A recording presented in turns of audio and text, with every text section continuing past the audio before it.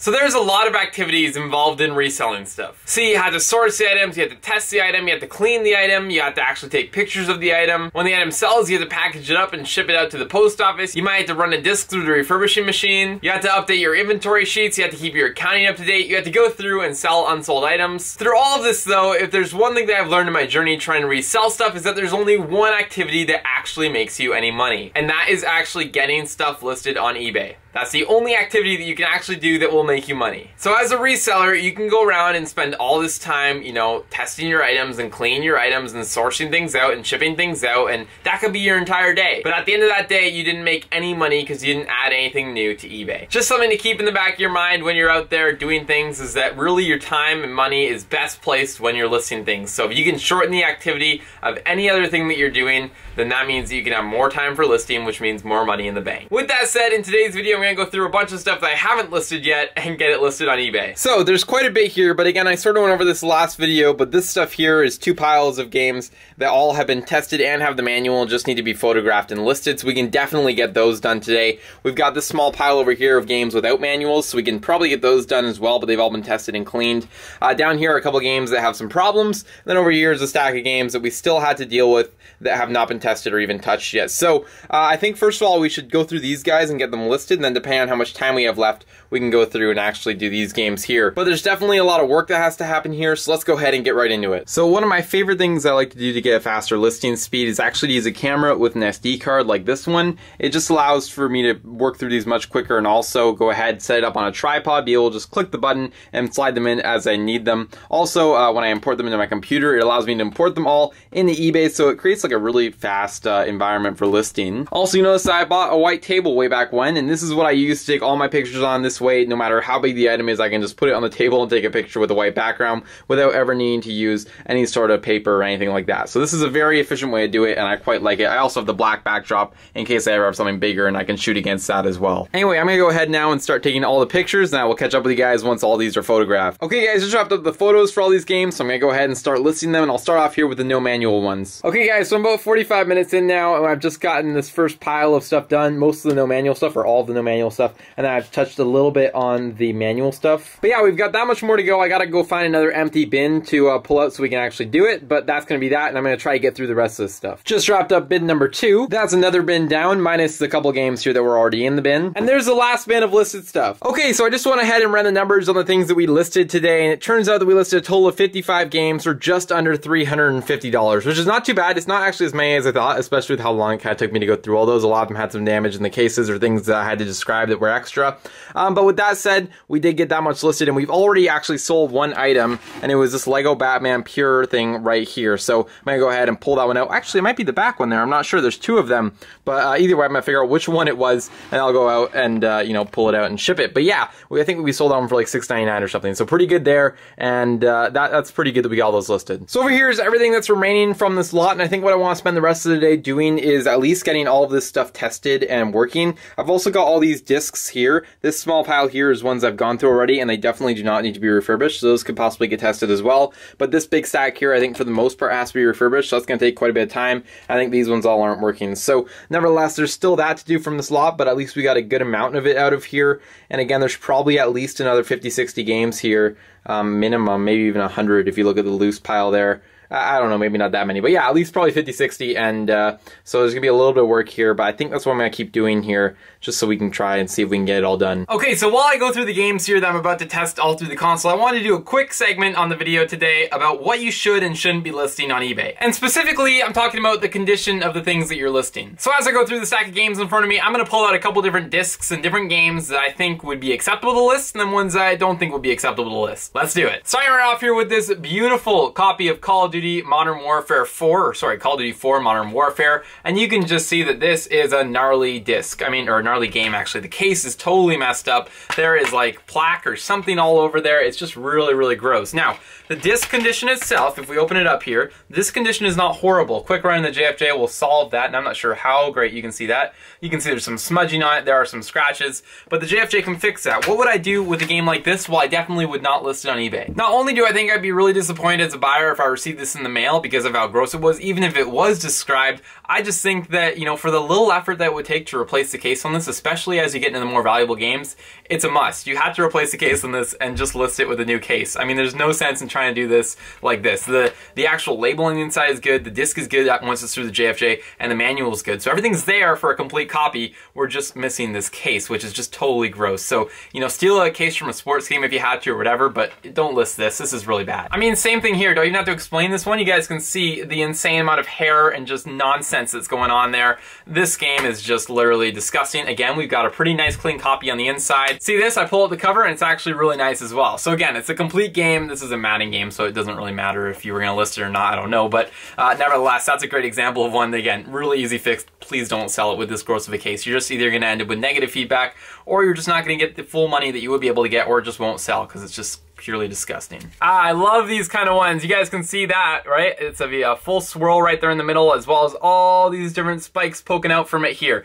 Listen, I see these games all the time. They get bad. I'm not sure, maybe the consoles fail on them. I'm not actually sure what causes these crazy scratches to be on these kind of discs, but let me tell you something. Sometimes these discs will work. When you put them in the console, they will work. That, however, does not mean that you should be listing this on eBay. As a buyer, when I received this in the mail as a disc that was described as having a scratch on it, or a light scratches, or however you describe them, this is not what I'm expecting to receive in the mail. That being said, if you have a disc like this and you do not have access to a JFJ machine to repair it, do not list it like this. This is just going to disappoint your buyers. It's going to end up getting you some negative feedback, and overall will just oftentimes not work also after a little bit in. If you don't play through the entire thing, let's say maybe after testing, you know, it gets to the start screen, but it doesn't actually continue to play the game, you're going to run into a whole bunch of trouble with discs like these. Just not worth your time and the hassle to list these and then deal with all the returns and negative feedback on them. Skip these ones.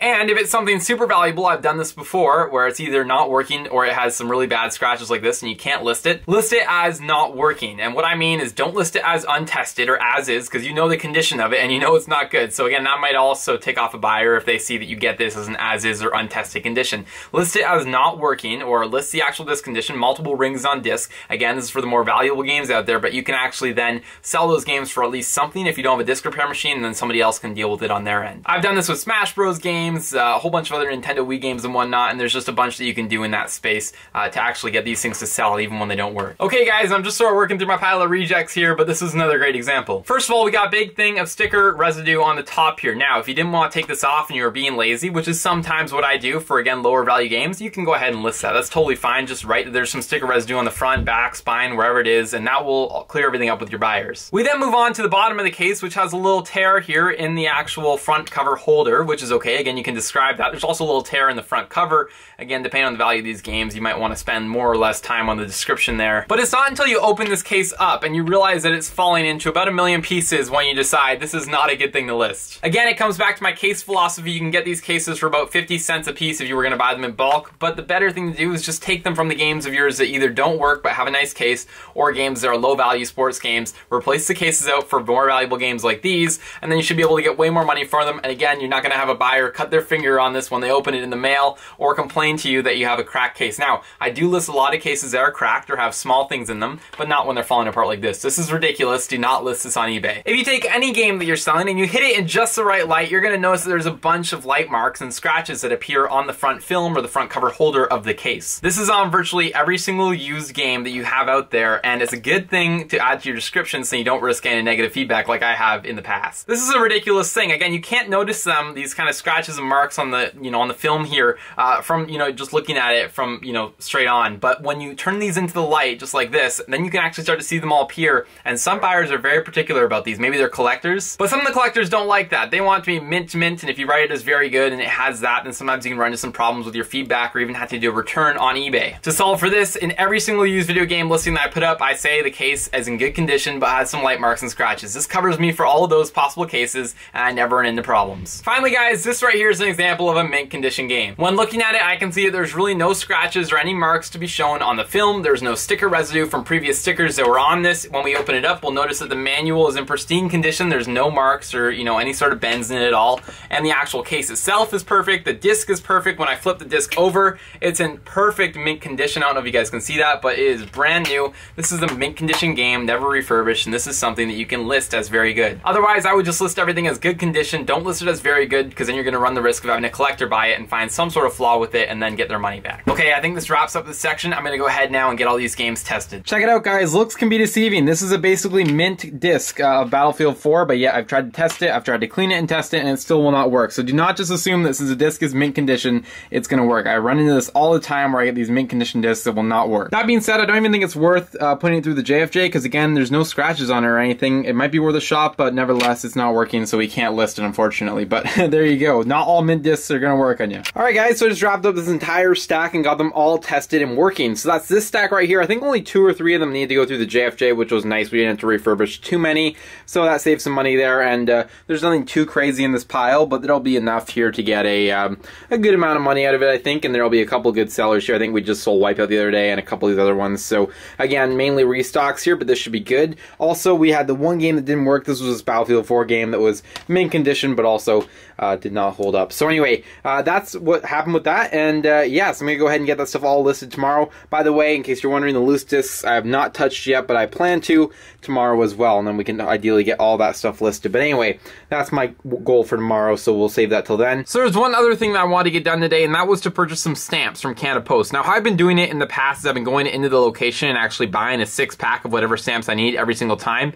But that is starting to become a little bit, you know, tiring and whatnot. I had to go to the post office to get all those because I'm shipping out quite a few games now, and that means I'm going through like 1 or 2 of those booklets every day, which is not very helpful. So I want to see if there's any other solutions that they offer on their website. I know they have the rolls of 50. I'm also wondering if maybe if I'm buying more, we can get a discount. But let's go ahead and check this out really quickly. So I'll click right here on purchase stamps and meters. And so this is what I was looking for right here. These $1.94s and these $1.30s. We can see that we can get $97. We can get 100, or sorry, that's 50 of them only. This is 100 over here. Okay, so that would be helpful if we got a couple rolls of those and maybe a couple rolls of those right there. I wonder if they have, it doesn't look like there's any sort of discount rate, does it? Yeah, 97 divided by 50 is $1.94, so that does not really help us there. And then we get into flat rate boxes and whatnot. Okay, well I think that's the most that they offer. Let me see more actually. We'll start with the Canada and see if we can find the oversized ones. And so just a quick look, these are what I've been picking up at the post office every time that I go. I'm not sure if they sell the rolls of 50, but Canada Post is usually pretty quick to ship things online, so I might just order them from here from now on if I can.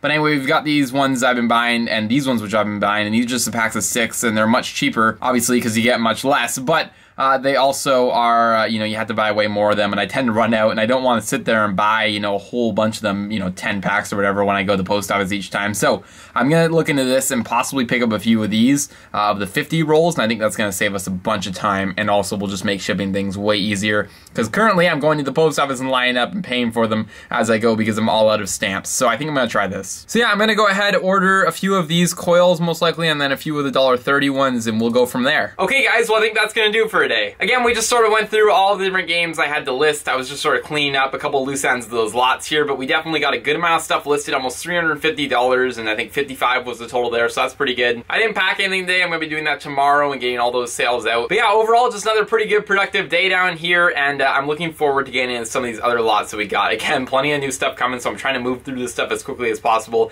and we've got lots and lots of stuff behind me at the receiving shelf that has to still get listed. So I'm going to go ahead, take a look through that stuff tomorrow, probably. Actually, I'll probably be working on this stuff, and then maybe by the end of the day tomorrow we'll be able to start looking into that stuff, and then we can start getting that stuff listed and making room for some more stuff. Only other thing that I would like to note is that this shelf behind me is getting pretty full. I was today going through and sourcing out some half full bins and trying to list to those, but overall we are running out of room of listed stuff. So we have 2 options to sort of solve that. One is we can find a more efficient way to store things on these shelves, but I kind of like the bins now, so I'm kind of like not wanting to do that. Option 2 would be to go through and liquidate all the stuff that hasn't sold for the last, you know, 6 months to a year, and that would probably clear up at least 100 games. So that would be cool, but again, I'm still so focused on trying to get new stuff listed to the store that I don't really want to take away time from that to get rid of stuff that's been sitting that could still be sitting there and possibly be making sales in the next, you know, few months. So I'm still sort of contemplating what to do. Unfortunately, with the video game niche, you know, some of the things that you buy just sit around for a little longer, but I've definitely still made sales of items that have been listed for over a year in some cases. So you know, I'm debating it, but I think for now what I'll do is I'm just going to try to accommodate with what I have, and maybe I've got a couple extra bins that I could store on the table or something from now, and then once we get a lot of the stuff listed, then I can maybe go through a couple of those and start to liquidate some stuff. Nevertheless, that will be a challenge for another day. I'm going to wrap up today here. If you guys enjoyed this video, be sure to go on below and leave a like. Leave a comment down below. Again, if you're wondering about any of the video game stuff that you might have, and if it's in a listable condition or whatever, be sure to leave that down below, or any other questions that you had about today's video. I'd be happy to answer them. And anything more sophisticated, be sure to shoot me a DM over on Instagram. I'm always happy to answer over there. Subscribe to the channel if you're new. I will see you guys all in the next video.